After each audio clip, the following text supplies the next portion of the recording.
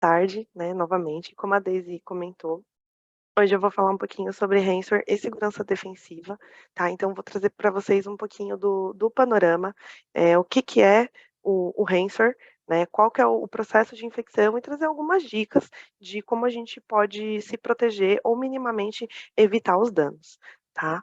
Eh, então, começando aqui, essa é a agendinha, né, então vou falar um pouquinho de quem sou eu, falar sobre esse tal de ransomware, se isso é de comer, por que que as pessoas se preocupam tanto, né, e como que eu posso fazer para evitar a infecção ou minimizar os danos. Começando por quem sou eu, então eu tenho 31 anos, eu gosto muito de literatura, gosto de assistir anime nas minhas horas vagas e eu escuto muito MPB, adoro. Eh Como a Daisy comentou, né, então eu sou formada em gestão de TI, eu atuo na área de tecnologia da informação já há 15 anos. Desses 15 anos, 10 já são voltados para a segurança de endpoint, então foi uma área aí que eu entrei que me brilhou muitos olhos, né, e aí eu comecei lá no fabricante, então na época era a Symantec, que depois virou Broadcom, e aí eu fui passando por outras empresas, trabalhei no cliente final, e aí hoje eu atuo como consultora de segurança da informação na Tempest, e eu lidero tecnicamente o time de de endpoint, né, então voltado para a segurança de endpoint dentro do ADS, que é o time de administração de dispositivos de segurança, junto com a Laura. Tá, então a gente é um time bem grande, mas a Laura que trabalha também, e é uma turma incrível, tá. E aí entrando aqui um pouquinho nessa questão do ransomware, né, então o que que é isso? O que que é esse nome esquisito, esse nome difícil? É um nome que já tem se popularizado, né, há um tempo aí devido aos ataques mais recentes que têm ocorrido. O ransomware, ele vem de ransom, que em inglês, é o pagamento que é solicitado decorrente de um sequestro, né, então o resgate que é pago. E o ware de software mesmo. Então, ele é um software malicioso que encripta os dados da vítima, e exige um pagamento para que a vítima tenha acesso a esses dados novamente, tá. Essa tela que está aparecendo aqui para vocês, eu trouxe o exemplo do WannaCry, que ele eh, teve uma grande infecção aí em 2017, né, então ele acabou sendo bem conhecido, e é isso aqui o ransomware. Então, como vocês podem ver ali, ele tem até uma questão que se você não pagar até um determinado horário, eles aumentam o valor, né, e falam o tempo total que você tem para fazer o pagamento e o que que acontece e tudo mais, tá. Então, em linhas gerais, esse é um ransomware, tá. E aí, para vocês entenderem um pouquinho de como o ransomware surgiu, né, trazer aqui a evolução e a história do ransomware mesmo, que acontece? O ransomware, o pessoal acha que é uma coisa mais recente, né, porque ele na verdade ele se popularizou mais recente, mas em 1989 a gente tem os registros do primeiro ransomware, tá. E aí, eh, que foi o Trojan Lights, tá. Na época, de fato relacionado à doença, né, então acontecia essa criptografia, só que na época, os meios de pagamento eram diferentes, então normalmente era direcionado para uma caixa postal ou para uma conta específica, e isso fazia com que fosse muito fácil rastrear os criminosos que estavam, fazendo essa ação, né, e aí por isso na época não se popularizou. Aí a gente fica um tempo aí sem notícias do ransomware, e lá em 2005 aparecem as primeiras variantes, tá. Mas continua essa questão do de ser fácil de identificar os atacantes, né, então ainda não toma uma proporção tão grande, tá. Já em 2010 surge a criptomoeda. Tá, e aí a gente tem de fato a popularização do ransomware. Por quê? A criptomoeda, o maior exemplo que é, né, o mais comum que nós temos é o Bitcoin, então é um ambiente que é mais difícil de você conseguir identificar quem está recebendo o pagamento, não tem a questão de fronteiras, como tem, por exemplo, para uma conta específica, né, é mais difícil de você identificar, né, e fazer a triagem para saber quem que está recebendo aquele pagamento ou para onde aquele dinheiro está indo, tá. E aí o ransomware se populariza. Já em 2013, a gente já tem mais de 100.000 amostras de ransomware, amostras únicas, tá? Ou seja, teve uma grande popularização de fato, e aí na época aparece o ransomware de aplicação da lei, que era um ransomware que ele, né, depois que criptografava os dados, ele alegava que tinham sido identificados, por exemplo, conteúdos pornográficos, e aí ele solicitava um valor para que aquela informação não fosse divulgada, tá? Depois disso, a gente vem para 2015. Passar aqui. Então, depois disso, nós vamos para 2015. De 2013 para 2015, a gente passa para mais de 4 milhões de amostras, ou seja, um crescimento de 4.000% na quantidade de binários únicos, tá? E por quê? Porque os atacantes, eles passam a usar a técnica de polimorfismo, que é para você gerar vários arquivos diferentes, e isso é uma das técnicas que eles utilizam para a evasão das camadas de defesa, né. Se você tem o mesmo binário sendo identificado em várias empresas diferentes, em vários equipamentos diferentes, é muito mais provável, por exemplo, que um antivírus comum passe a detectar aquilo como uma ameaça e o ataque seja menos efetivo, né. Então, eles começam a usar essa técnica de polimorfismo, para gerar os binários únicos. E aqui a gente tem também uma grande mudança no cenário, que é quando é lançado o Ransomware as a Service. Vocês já devem ter ouvido falar, talvez, no termo de Software as a Service, que é quando você tem um software, ele deixa de ser vendido como um software e ele passa a ser vendido de fato como um serviço, tá? Que aí, ao invés de você consumir o software, você já consome o serviço pronto, né? E aí aqui os criminosos entenderam que era muito mais lucrativo, se eles desenvolvessem os códigos necessários e passassem a vender isso. E aí isso é vendido de várias formas. Então, você tem ali, você pode ter uma subscrição mensal, por exemplo, então todo mês você vai lá e paga uma taxa. Você pode ter uma taxa única, você pode fazer também de forma, em cima dos lucros, então uma parte dos lucros que você, né, que quem contrata recebe, vai para a pessoa que desenvolveu, tá. E aí aqui a gente tem uma mudança de paradigma, que o ransomware ele sai da questão de malware, né, de um malware comum, vamos colocar assim, e ele passa a ser um modelo de negócios criminoso, tá. Então ele vira um business model mesmo, tá, aqui na época de 2015. Aí ali em 2017, aparece o WannaCry e o NotPetya, tá. E aí qual que foi, a grande mudança aqui, que o WannaCry é aquele que eu mostrei o print para vocês ali atrás, tá. Eles passaram a fazer uma combinação com o Worm, que é o que e só um adendo super interessante, que eu esqueci de mencionar no Ransomware as a Service, é que o negócio ficou tão elaborado que eles criaram até sistemas de atendimento ao cliente e dashboards, para que as pessoas que contratam o serviço, possam acompanhar como é que está a utilização e possam ter atendimento exclusivo se tiver qualquer problema em relação ao serviço prestado, tá. Então, foi uma mudança aí bem grande de paradigma e passa a atingir mais pessoas, porque você passa a ter pessoas que elas não precisam ter conhecimento, né, do que está sendo feito, elas só vão lá e contratam um serviço e executam aquilo ali. Então passa a ser ainda, maior essa disseminação do ransomware, né. E aí aqui em 2017 então, entra o WannaCry, que tem essa combinação com o Worm, esse caso, e o NotPetya, né, então esse caso é bem interessante, porque o Worm ele faz o quê? Ele se autorreplica, né, então a partir do momento que ele infecta uma rede, ele começa a infectar todas as outras máquinas que ele consegue ter acesso automaticamente.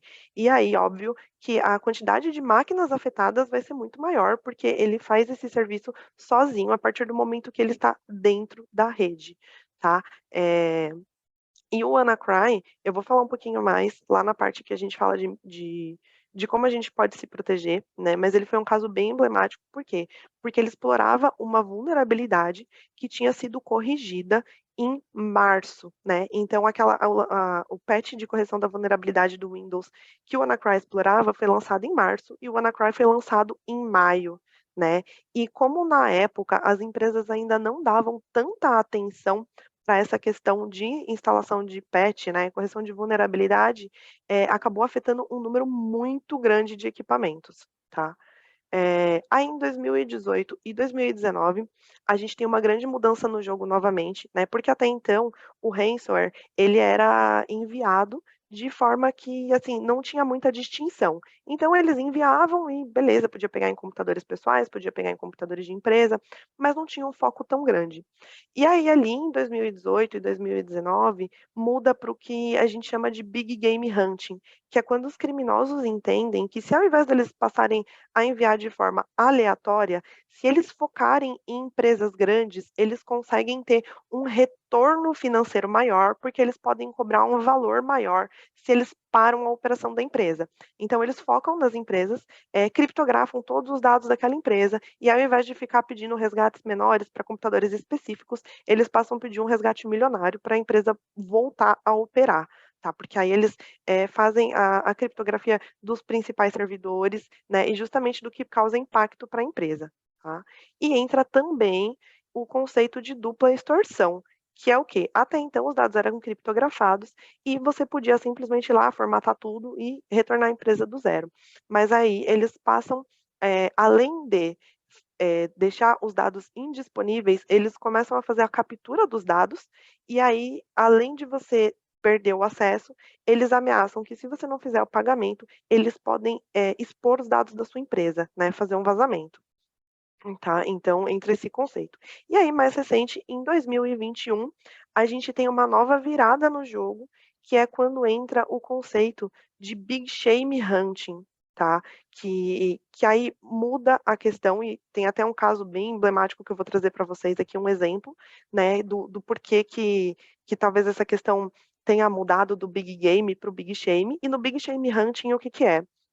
Eles passam, ao invés de criptografar e deixar a empresa indisponível, eles passam a pegar os dados, né, então eles fazem o vazamento dos dados, dados confidenciais, e aí eles ameaçam a empresa que aqueles dados, eles mandam uma amostra do que eles conseguiram e falam assim: "Olha, se você não me pagar, eu vou divulgar os seus dados e você vai entrar de fato no mural da vergonha, né, que você foi hackeado e os seus dados foram vazados", né.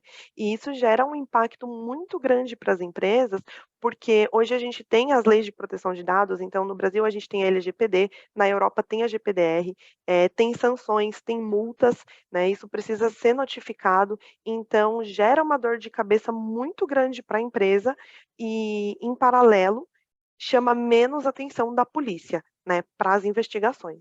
E aí eu vou até trazer um caso para contextualizar melhor, do que eu estou falando aqui, tá bom? E aí, gente, se vocês tiverem dúvida, vocês vão mandando aí, no final eu respondo, tá bom? Aí aqui, eu trouxe para vocês entenderem um pouquinho melhor como é que funciona todo o processo do ransomware, né, desde o início até o impacto final, para a gente poder falar depois de como a gente pode se proteger, para evitar que essas coisas aconteçam.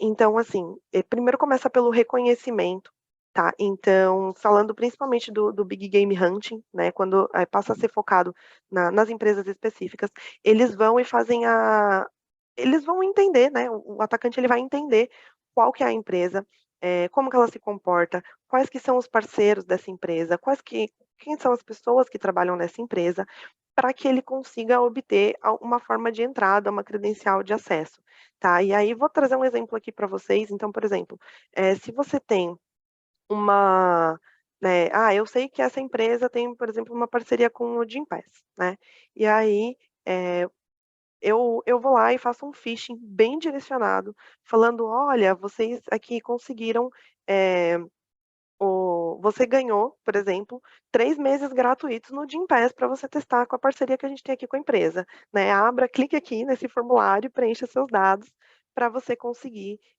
usufruir desse benefício, né. E aí, a partir daí, a pessoa tem uma credencial de acesso que ela vai conseguir fazer o acesso inicial no ambiente da empresa, tá.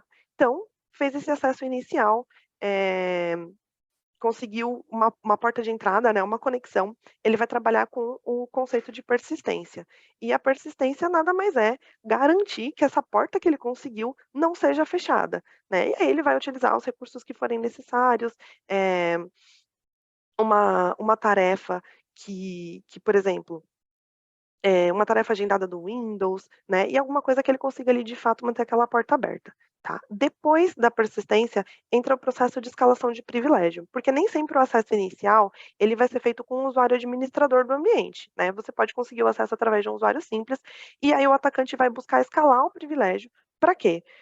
Porque normalmente um usuário simples ele não vai ter acesso a tudo, né? E quando eles buscam as informações da empresa, eles estão buscando de fato as informações mais críticas da empresa que vão estar mais protegidas e que precisam de um acesso é, né, um acesso administrador, tá? E aí quando eles fazem a escalação de privilégio, com isso eles conseguem fazer a movimentação lateral.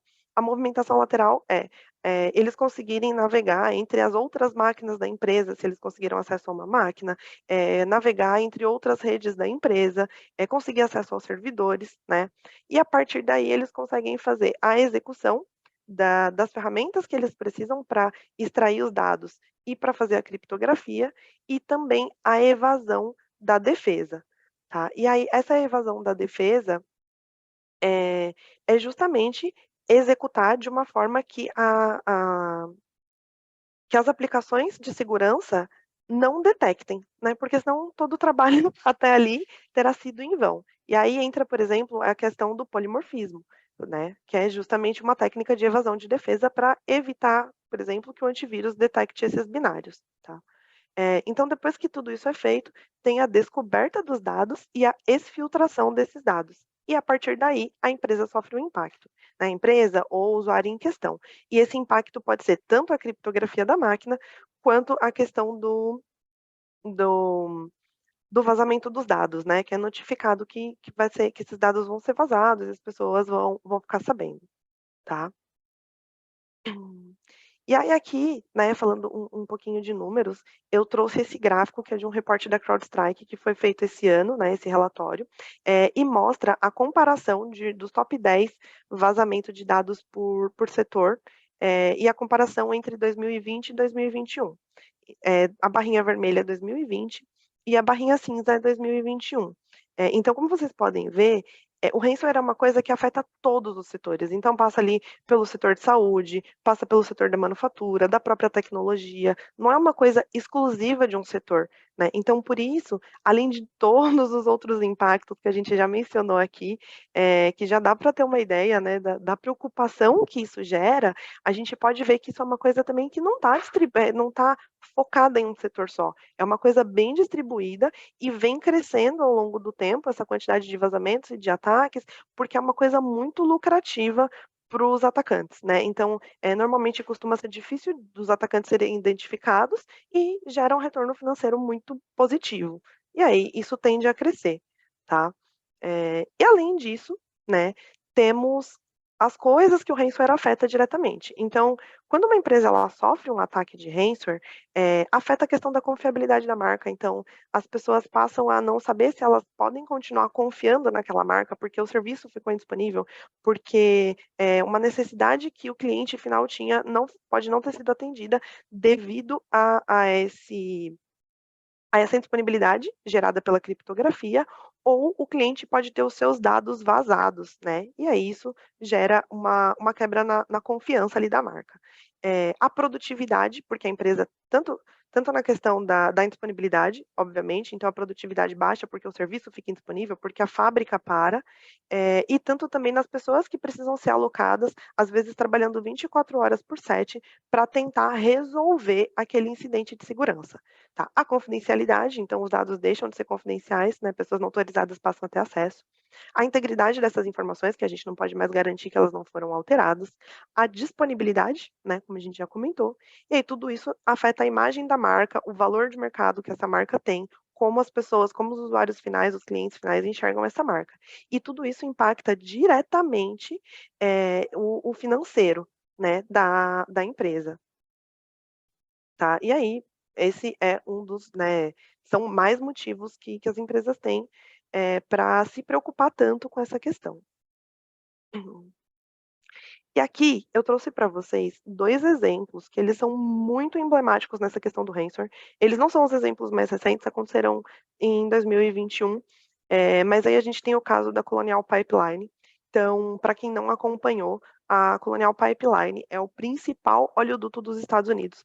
Sofreu um ataque ransomware e ficou indisponível por 3 dias. tá? Isso fez o governo declarar estado de emergência, porque não conseguia enviar combustível e isso afeta todos os serviços essenciais. Então você tem empresas que dependem do combustível para gerar energia. Sem energia, você tem problema de para hospitais, por exemplo, você tem problema para comidas que são armazenadas a frio, né? E, obviamente, problema diretamente no transporte, transporte de alimentos, transporte das pessoas e tudo isso. Então, foi um caso muito emblemático.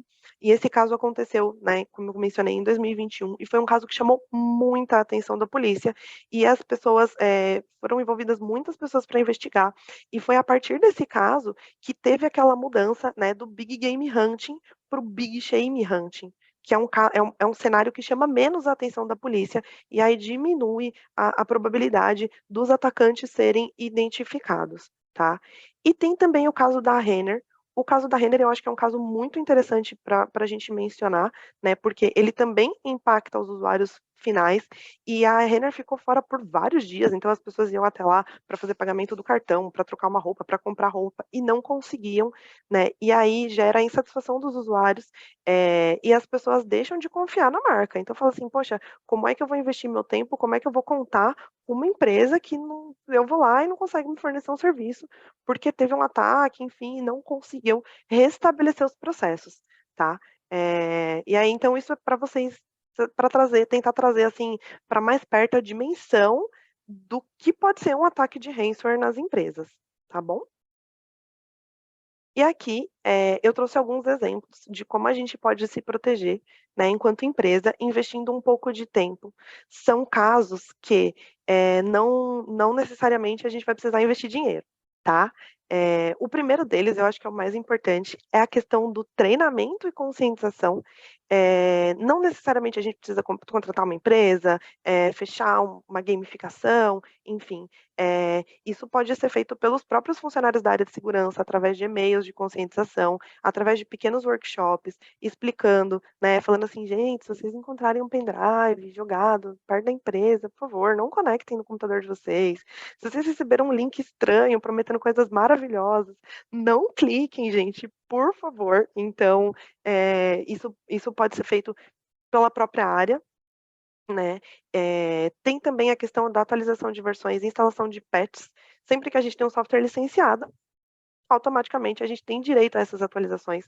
Elas são importantes, elas corrigem vulnerabilidades e elas evitam problemas, como esse caso do WannaCry. Se fosse uma realidade já nas empresas, uma atualização de patches constante, né, a maioria das empresas afetadas não teria tido problemas se o patch já tivesse sido instalado, tá? Porque ele já estava liberado ali há mais de 2 meses, entendeu? E aí tem também a questão do User Access Control, tá, que é o quê? É uma funcionalidade do Windows de controle de acesso do usuário, né, então você habilita, pode parecer chatinho, mas toda vez que for uma aplicação que ela precisa de permissão administrativa para fazer alguma alteração, vai subir um pop-up e vai perguntar: "Olha, você deseja mesmo fazer? Se sim, você inclui coloca aqui seu usuário e senha de administrador", né. Isso daqui é muito importante junto com a conscientização dos usuários. Porque também não adianta eu ter usuários com permissão administrativa que não tem necessidade, ou que não prestam atenção ali no pop-up que está aparecendo, né, mas é uma coisa que a gente consegue habilitar sem precisar investir para as empresas que já utilizam o Windows. A gente tem o host files também, que a gente pode evitar a modificação desse arquivo. É um arquivo que faz o direcionamento, então você consegue, colocar, por exemplo, para que um site específico ele vá para um outro IP ou seja direcionado para um outro caminho e costuma ser utilizado pelos atacantes. A gente evitando que esse arquivo seja alterado, a gente diminui ali uma superfície de ataque também. Política de restrição de aplicações e serviços, né, e evitar que você tenha aplicações desnecessárias, o famoso shadow IT. Então, por exemplo, sempre ter um controle ali catalogado dos softwares que são utilizados e evitar que as pessoas instalem coisas que não são conhecidas, porque pode ali trazer uma vulnerabilidade que às vezes a gente não tem visão, né, e desabilitar serviços que não são utilizados. Então, tem um serviço do próprio Windows, que é o SMBV1, que é um protocolo, na verdade, desculpa, e ele é utilizado para comunicação com equipamentos antigos e que hoje em dia não tem mais necessidade de ser utilizado. e ele tem muitas vulnerabilidades. Então, a gente diminuindo isso, a gente já diminui a superfície de ataque. Utilização de senhas complexas, né? Então, isso é super importante. Tem uma ferramenta também, o LAPS, que é da própria Microsoft, que é o Local Administrator Password, e esqueci o S, Local Administrator Password Solution, que é para você gerenciar usuário administrador local. Então, você não precisa ter o mesmo usuário admin local para todas as máquinas, eles podem ser diferentes e feito gerenciamento através do Active Directory sem custo adicional. Controle de acesso, então você garantir que as pessoas tenham acesso somente àquilo que elas precisam para a atividade delas, né, e não um acesso super admin, sem essa necessidade. E a execução por padrão de macros, né, a macro, ela nada mais é do que um código VBA, e aí ali dentro pode estar inserido muito conteúdo malicioso, tá? Então, se vocês conseguirem desabilitar isso no ambiente, já ajuda pra caramba, tá? E tem a segunda parte também, que a gente precisaria já investir tempo e dinheiro, tá? Nessa questão aqui, eu trouxe algumas, né, ferramentas que podem ser utilizadas. Então, a gente tem o Firewall, que vai evitar a conexão tanto de dentro para fora, quanto de fora para dentro, de IPs maliciosos, né? Tem a segmentação de rede, que pode ser feita através do Firewall ou através de outros cenários, né? Porque ainda com a segmentação de rede, você evita que, então um hacker conseguiu, né, conseguiu o acesso com sucesso. Se ele não tiver acesso a outra rede, você vai segmentar a sua rede mesmo, e aí você vai diminuir o impacto desse dano. O proxy, que vai fazer a navegação de internet de forma segura, tá? Então, você vai colocar ali uma camada de proteção para evitar que o usuário acesse sites maliciosos, né, e faça bloqueio de categorias suspeitas. Você tem o anti-spam, que ele reduz a possibilidade de receber phishing, né? Se for um phishing muito direcionado, vai ser mais difícil do anti-spam receber. As ferramentas de IDS e IPS, que significam, né, Intrusion Detection System e Intrusion Prevention System, eles detectam, depois que passou do firewall, se tem alguma assinatura que é conhecida como maliciosa, né, ou algum problema, o IDS ele faz a detecção e alarma, né, que é de detection, e o IPS consegue fazer o bloqueio dessa assinatura, tá? O antivírus e o EDR, que é considerado Next Generation Antivírus, o EDR. Então, o antivírus ele faz a detecção de arquivos maliciosos que já sejam conhecidos, às vezes eles têm outras funcionalidades também, e o EDR que é baseado em comportamento. Então, se você tem, por exemplo, uma tentativa de escalação de privilégio através do prompt de comando, isso isso pode, não necessariamente, né, não é malicioso, mas é uma ação que pode ser considerada maliciosa. E aí o EDR consegue fazer a detecção disso. Bloqueio de USB, para quem não precisa utilizar USB, né, muitas ameaças são transmitidas através do USB. E o CIEM, que é um agregador de eventos. Então, você consegue pegar todas as suas ferramentas de segurança, colocar no CIEM, agregar isso, correlacionar para criar um processo de resposta a incidente. Então, se você tem vários eventos acontecendo que podem ser correlacionados, é mais fácil de você identificar uma ameaça que está acontecendo no seu ambiente, tá? E aqui, gente, é uma coisa que é muito importante. Não adianta você investir dinheiro nas melhores ferramentas do mercado se você não tiver pessoas capacitadas para cuidar dessa ferramenta. Não adianta você comprar o melhor spam, o melhor antivírus, plugar isso lá e esperar que funcione sozinho. Tá? Você precisa ter uma pessoa que saiba mexer nessa ferramenta, que tenha expertise para configurar da melhor maneira e garantir que as portas estejam fechadas o máximo possível, tá? Bom, e aí eu fiz tudo isso, mas não deu certo. Mesmo assim, o atacante conseguiu acessar, conseguiu criptografar ou tá aqui ameaçando que vai vazar todos os meus dados. Então, é só eu ir lá e pagar, que tá tudo certo, né? Mas não é não, tá, gente? Por favor, não façam isso. Pode parecer uma ideia super boa, tá? Mas é sempre importante lembrar que a gente está lidando com criminosos. Então, não é garantia que eles vão devolver os dados de vocês, né? Que eles não vão publicar isso. Mesmo que eles não publiquem agora, eles podem publicar isso depois, tá? Então, não paguem, tá? Por favor, não façam isso. E aí a gente vai falar um pouquinho do que a gente pode fazer, então, se isso acontecer. Não posso pagar. né? Então, esses casos aqui, todos esses itens que eu trouxe aqui para vocês, obviamente, agora, na verdade, todos os que a gente está falando até agora, né? São coisas que elas não podem nem devem ser pensadas depois que o incidente aconteceu, né? Tudo isso você tem que ser pensado antes de tudo isso acontecer. Você tem que estar sempre se preparando, tá? E aí, a gente tem aqui o Business Impact Analysis, tá? Que é o quê? É um relatório executivo que ele vai apontar quais são os processos que mais impactam o seu negócio. Então, todos os processos de forma geral. E aí ele só vai levantar e apontar esses processos. Então, eu tenho o processo A, o processo B, o que se parar prejudica toda a minha operação, o que se parar eu consigo continuar com a operação, tá? E aí, depois desse relatório, que a gente chama de BIA, a gente tem o plano de continuidade de negócio. O plano de continuidade de negócio, ele vai ser o passo a passo para resolver se tiver um desastre com base no BIA. Tá? Então, assim, eu identifiquei todos os meus principais processos. O plano de continuidade de negócio vai falar o que eu tenho que fazer se cada um daqueles processos cair de forma bem ampla, bem geral, envolvendo pessoas, envolvendo processos, envolvendo toda a empresa. Tá? E aí a gente tem o plano de recuperação de desastre, que é especificamente voltado para a tecnologia da informação. Então, o que eu preciso fazer para a minha parte tecnológica voltar?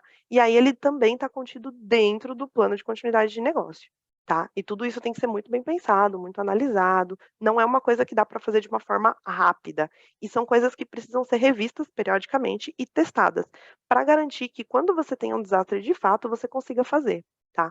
E aí, o último item que eu deixei aqui, que é o item hoje, que é o maior item, assim, acho que é o único item à prova do ransomware de fato, que são os backups offline, tá? Que é o quê? Você ter um backup do seu ambiente, e aí você também precisa avaliar a periodicidade que esse backup é feito, porque se você tem um processo muito crítico, por exemplo, às vezes um backup semanal pode ser muito tempo, né? Você perdeu uma semana de informação. Então é interessante que você avalie a necessidade do backup, a periodicidade, e esses backups sejam armazenados de forma física offline, porque aí a probabilidade, né, de um ransomware chegar nesse backup é praticamente inexistente. Você tem aí outros perigos, né, que seria o acesso físico, mas é mais complicado para um atacante conseguir destruir o backup fisicamente, tá? É, E assim, esses são os cuidados que a gente precisa ter, e eu encerro por aqui. Agradeço a participação de todo mundo. E aí eu não sei se tem tempo ainda, Daisy, para a gente responder alguma perguntinha. Sim, a gente já tem aqui pelo menos 5 minutos. Bora lá, então. Quero já começar aqui pelo Reginaldo Ruiz, que mandou aqui uma pergunta e uma proposta de freelancer para você dar uma palestra para a equipe dele. Você já vai sair daqui com propostas para, além de líder técnica, ter a segunda carreira aí de palestrante. Jéssica, ó, já arrasou. Mas o Adorei, Reginaldo, adorei. além de brincar e fazer essa. Acho que não foi brincadeira, não. Na verdade, acho que foi sério mesmo. Ele falou: gostaria que ela falasse para todos da minha equipe. E aí ele pergunta também. Este comércio, ele fez essa pergunta lá no início da palestra. Acho que ele estava falando quando você falou que virou um modelo de negócio. Uhum. Ele pergunta se este comércio ocorre na Deep Web. Eu acho que não sei se é Deep, é Acho, DEPP, é assim? acho que é na Deep Web. Na Deep Deep Web. Web. Isso, ele Isso. pergunta se o comércio ocorre na Deep Web. Ele ocorre na Deep Web, né? E aí lá tem páginas especializadas nesse modelo de negócio, né? E infelizmente é uma coisa é, comum e simples, né, de se ter acesso. Tá? E aí a Deep Web, como é mais difícil você conseguir fazer a identificação das pessoas, né, eles acabam utilizando esse mundo para comercializar essas questões, e a gente fica aqui do lado de cá tentando combater, né? Tentando evitar Sim, esses caras, mas é lá mesmo que acontece. ok. Eu já respondi. O Vitor Lopes pergunta o que é Big Game Hunting. Ah, legal. O Big Game Hunting, ele é um modelo que surgiu quando os atacantes eles perceberam que dava mais lucro você focar numa empresa, né, grande, do que você colocar aleatoriamente, porque antes como que o ransomware acontecia? Eles disparavam, e aí várias máquinas pegavam, podia ser máquina de um usuário comum, podia ser uma máquina de empresa, mas aí para esses casos ia lá, formatava a máquina e resolvia o problema. E aí eles perceberam que se eles focassem, ao invés de máquinas aleatórias, se eles focassem numa empresa e deixassem a empresa indisponível, né, então a empresa não iria conseguir fazer essa, não iria conseguir atuar. E aí eles passam a fazer a, oh meu Deus, desculpa gente. E aí eles passam a fazer isso, e aí o Big Game Hunting é essa mudança de paradigma, né? Que é de fato ali a caçada do grande jogo. Então eles param de jogar pequeno e passam a jogar grande. Ah, entendi. Eu estou lendo as perguntas aqui, galera, por ordem de envio, tá? Então, quem mandou primeiro, estou fazendo primeiro. Talvez a gente não vai conseguir responder todas, mas bora lá. O Diego pergunta: no contexto do Big Shame, acho que é assim, a partir de 2021, ainda podemos falar em sequestro em vez de exfiltração e ameaça de vazamento? Ainda falamos de ransomware? Hoje o nome ainda a gente ainda fala de ransomware, acho que ainda entra na categoria, mas acho que em breve, né, a gente deve começar a mudar essa nomenclatura, tá? Justamente por essa questão, né, como o ransomware está mais ali associado de fato ao sequestro, eu entendo que em breve a gente, né, muda essa nomenclatura, mas hoje tem essa questão ainda, a gente ainda coloca dentro da categoria do ransomware. E eu aqui falando ransomware, aquela que, né, que fica falando de ransomware. Pula Sim, essa tá tudo parte. Vamos ali cortar dentro. essa parte a gente pula essa parte da gravação depois. Bora lá. Tem um anônimo aqui, acho que a pessoa não colocou o nome ali na hora de entrar no Zoom, mas bora lá. Vamos fazer a última, nesse último minuto, vamos para a última pergunta.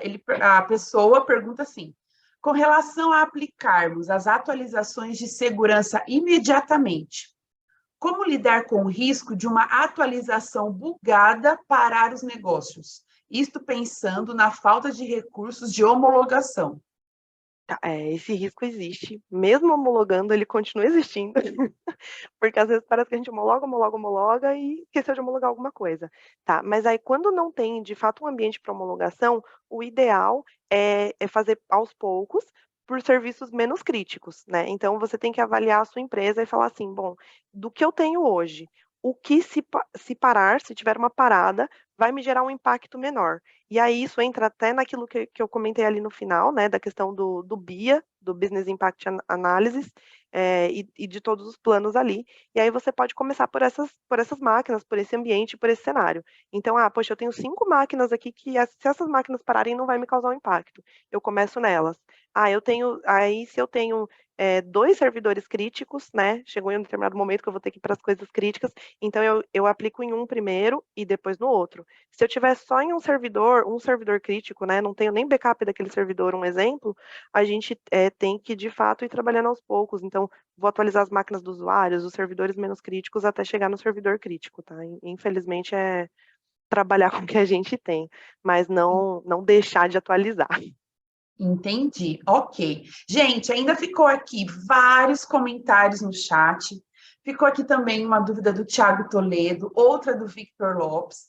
Mas eu queria sugerir, Jé, se você. Olha, eu já te chamando de Jé. Se você puder, compartilha como está seu nome no LinkedIn. De repente a galera pode te seguir lá e acompanhar, enfim, poder fazer contato com você aí. Com certeza, eu vou mandar aqui no chat também o Isso. link para a turma adicionar quem quiser, e aí podem me mandar as perguntas lá que eu tento responder da melhor forma possível. Bora, obrigada, super obrigada, porque aí a galera continua tendo acesso aí a esse conteúdo super bacana que você trouxe. Mais uma vez, parabéns pela palestra, muitos feedbacks positivos, a galera super curtiu. Então, parabéns pela palestra, super obrigada por participar do nosso Ada Lovelace Day. E sucesso aí na sua carreira de palestrante, porque eu estou percebendo que aqui só começou. Parabéns, Muito obrigada, Jéssica. obrigada. Eu que agradeço o convite, pessoal. Obrigada aí por terem assistido, por terem participado. E depois eu vou me adicionar lá, Reginaldo, para a gente conversar nessa palestra aí. Obrigada, pessoal. Obrigada, gente. Daqui a Obrigada, pouco Deise. aqui